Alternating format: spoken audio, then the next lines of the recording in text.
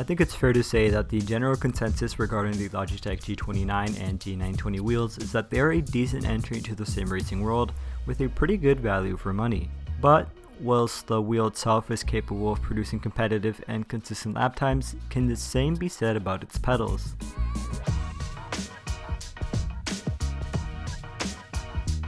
In today's short video, we are focusing solely on the Logitech pedals, its positives, its negatives, and whether they are really as bad as so many claim they are.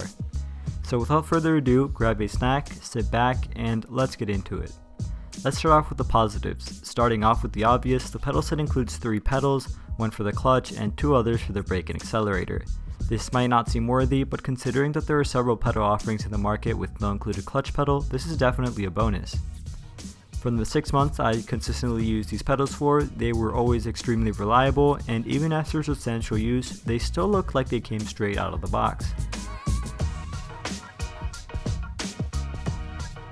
For a pedal set made primarily of plastic, I have to admit that they are quite sturdy. Some flex may be felt when applying substantial amounts of pressure on the stiff brake, but for the most part, they seemed relatively rigid. The pedal plates are made out of metal, which is definitely a plus, and it makes it possible to heel toe with relative ease. The pedals also feature this carpet grip for those who are using it on carpet, although I highly recommend still placing something behind them to prevent them from moving when heavy braking.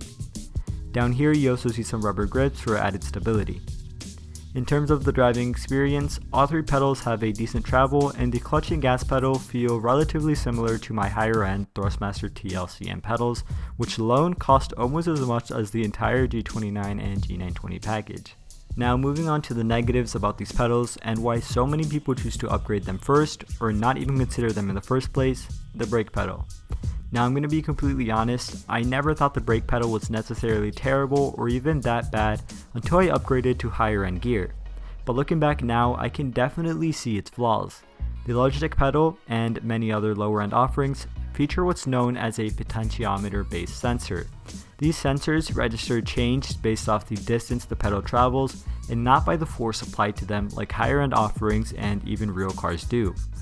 What this means is that essentially the brake pedal doesn't feel accurate to one in a real car, and as a result, it not only takes away from the immersion, but it also makes it difficult to get used to, as it's much harder to consistently push down the brake pedal to a certain optimal distance than it is to consistently put down the same force. I hope that made sense. Essentially, it's more difficult to become consistent with them, and this is something I can definitely attest to. Ever since I upgraded my pedals to one with a load cell sensor, the sensor that measures force instead of travel, I can say with confidence that I've significantly improved both my lap times and more importantly my consistency. Other than the brake pedal, considering the cost of this product, there's not much else to really complain about. Although it's important to note that these pedals are not adjustable, so you can't move the brake closer to the accelerator or any other configuration. Furthermore, unless you take it apart and modify it, you can't configure the pedal's resistance or anything of that sort. And in terms of its default resistance, it's common knowledge that the Logitech brake pedal is very stiff, especially when needing to apply maximum force. Overall, the Logitech pedals do the job, and they definitely suffice for those who are either barely getting into the sim racing world or those who just want to play simcades and other such games. For users who want to really get into sim racing and compete at high levels, it's definitely possible, but it will be without a doubt harder to do so.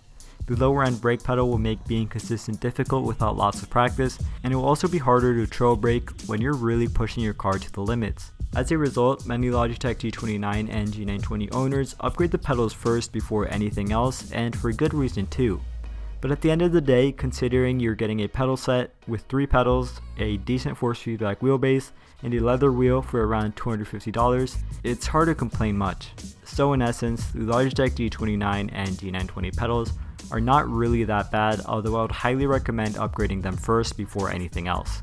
Thank you all for watching, stay safe, and have a fantastic rest of your day.